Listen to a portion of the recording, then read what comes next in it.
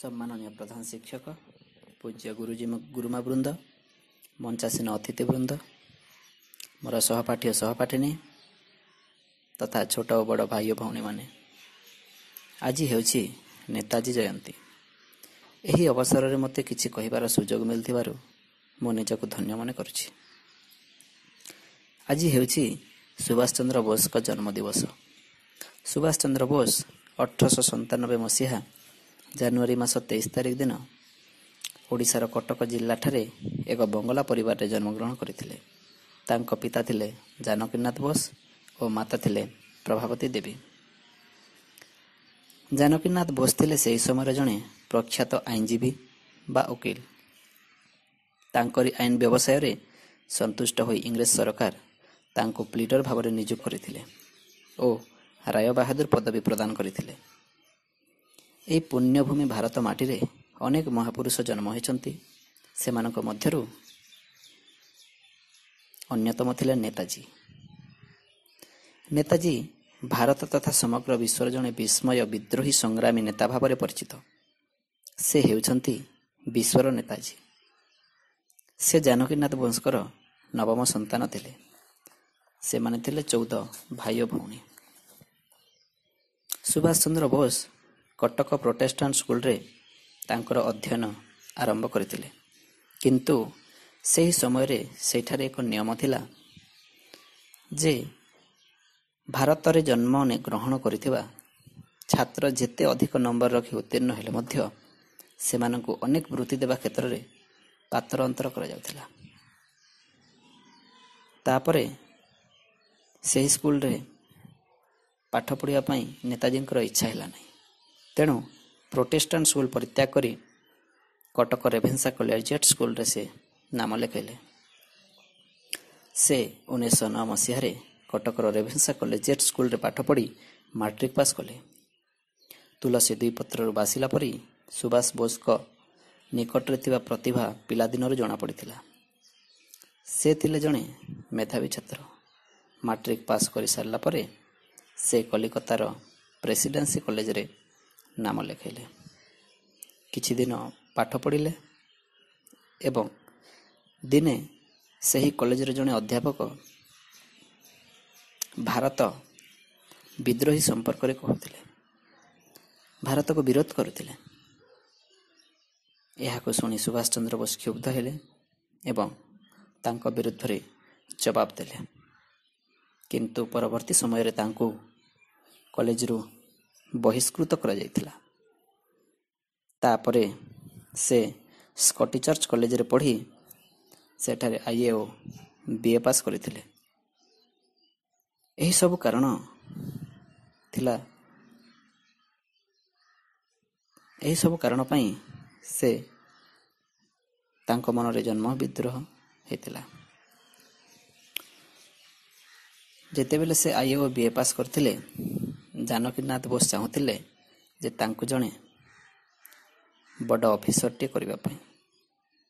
ସେହି ସମୟରେ ICS ଏକ ସମ୍ମାନଜନକ ପଦବୀ ଥିଲା। ତେଣୁ ଜାନକୀନାଥ ବୋଷ ସୁଭାଷ ଚନ୍ଦ୍ର ବୋଷଙ୍କୁ ICS ପଢ଼ିବା ପାଇଁ ଚାହୁଁଥିଲେ। ସେହି ସମୟରେ ଭାରତରୁ ଖୁବ୍ କମ୍ ପିଲା ICS ପରୀକ୍ଷା କରିବା ପାଇଁ ଯାଉଥିଲେ। କାରଣ ICS ପଢ଼ିବାକୁ ହେଲେ ସେହି ସମୟରେ ଇଂଲଣ୍ଡକୁ ଯିବାକୁ ପଡ଼ୁଥିଲା। ଫଳରେ ଜଣେ ମେଧାବୀ ଛାତ୍ର ମଧ୍ୟ ଟଙ୍କା ପଇସାର ଅଭାବରେ ଘରେ ରହି ବେକାରୀ ହୋଇଯାଉଥିଲା। କିନ୍ତୁ ସୁଭାଷ ଚନ୍ଦ୍ର ବୋଷଙ୍କୁ ତାଙ୍କ ପିତା ପଢ଼ିବା ପାଇଁ ବାଧ୍ୟ କରାଇଥିଲେ। ସୁଭାଷ ଚନ୍ଦ୍ର ବୋଷଙ୍କ ଇଚ୍ଛା ନଥିବା ସତ୍ତ୍ୱେ ମଧ୍ୟ ଶେଷରେ ପିତାଙ୍କର ବାଧ୍ୟବାଧକତାରେ 1919 ମସିହାରେ ସେ ଇଂଲଣ୍ଡକୁ ଯାଇ ICS ପରୀକ୍ଷାରେ ଉତ୍ତୀର୍ଣ୍ଣ ହୋଇଥିଲେ।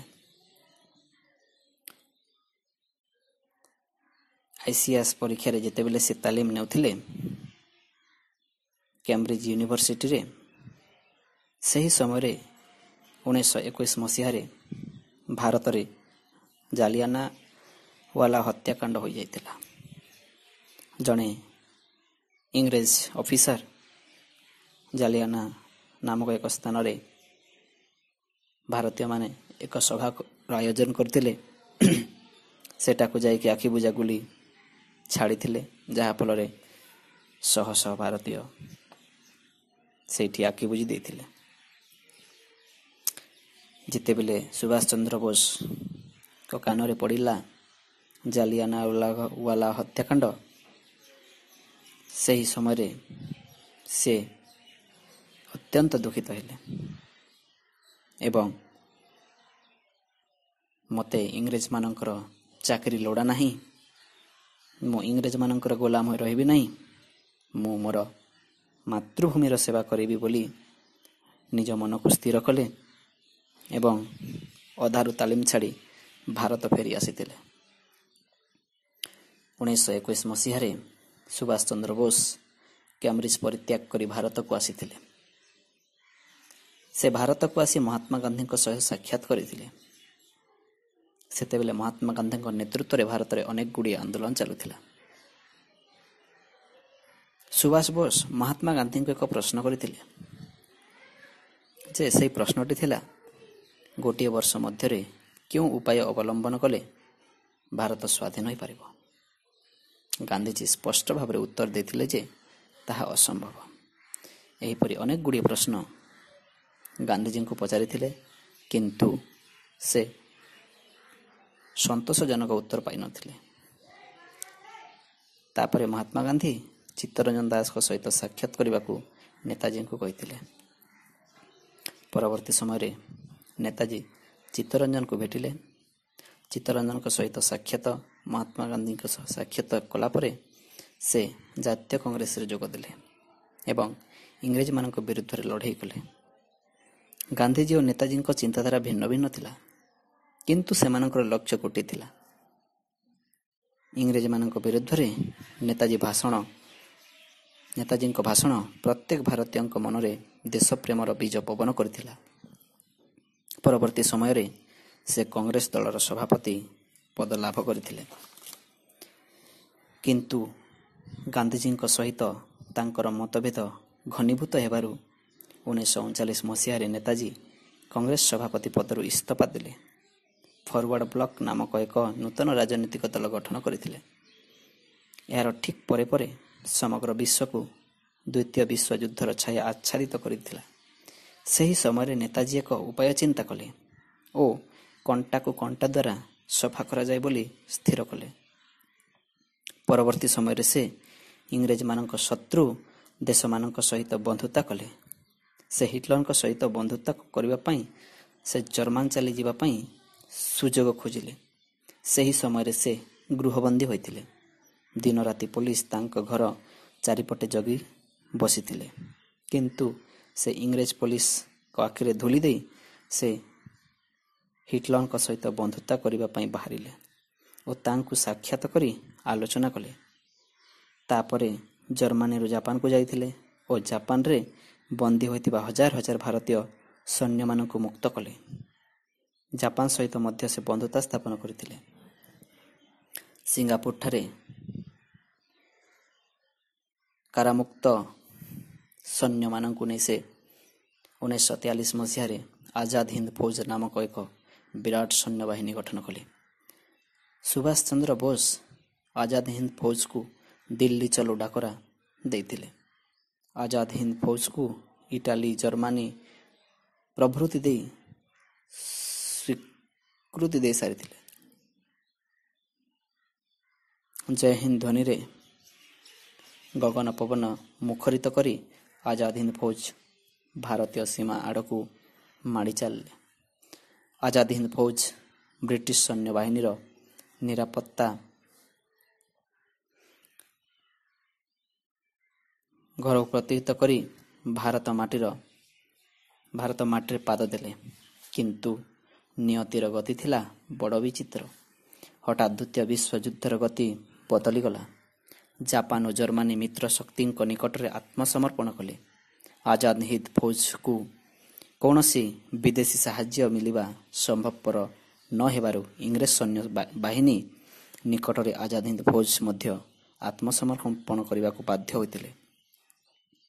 ଏହିପରି ଭାବରେ ଜଣେ ବୀର ପୁରୁଷ ଭାବରେ ସୁଭାଷ ଚନ୍ଦ୍ର ବୋଷ ମାତୃଭୂମିର ସେବା କରିଥିଲେ। ଦେଶ ଓ ଦେଶ ବାହାରେ ରହି ଇଂରେଜମାନଙ୍କ ସହିତ ସଂଗ୍ରାମ କରିଥିଲେ। ତାଙ୍କ ମୃତ୍ୟୁର ଘଟଣା ବର୍ତ୍ତମାନ ପର୍ଯ୍ୟନ୍ତ ମଧ୍ୟ ଜଣାନାହିଁ, ଜଣାପଡ଼ୁନାହିଁ। କେହି କେହି କହନ୍ତି ବିମାନ ଦୁର୍ଘଟଣାରେ ତାଙ୍କର ମୃତ୍ୟୁ ହେଲା, କିନ୍ତୁ ତାହା ମଧ୍ୟ ସଠିକ୍ ନୁହଁ, କାରଣ ତାଙ୍କରି ଶବ ସେଇଠି ମିଳିନଥିଲା। ଏକାଧାରାରେ ନେତାଜୀ ଥିଲେ ଜଣେ ତୁଙ୍ଗ ଜନନାୟକ, ପରାକ୍ରମୀ ବୀର, ମହାନ ବିପ୍ଳବୀ, ଉତ୍ତମ ସଂଗଠକ ତଥା ମାତୃଭୂମିର ଦରଦୀ ସନ୍ତାନ। ତାଙ୍କ ଶରୀର ଏହି ମାଟିରେ ମିଶି ଯାଇଥିଲେ ମଧ୍ୟ ସେ ଆଜି ଅମର ହେଇକି ରହିଯାଇଛନ୍ତି। ଏତିକି କହି ମୋର ବକ୍ତବ୍ୟ ଶେଷ କରୁଛି। ଜୟ ହିନ୍ଦ।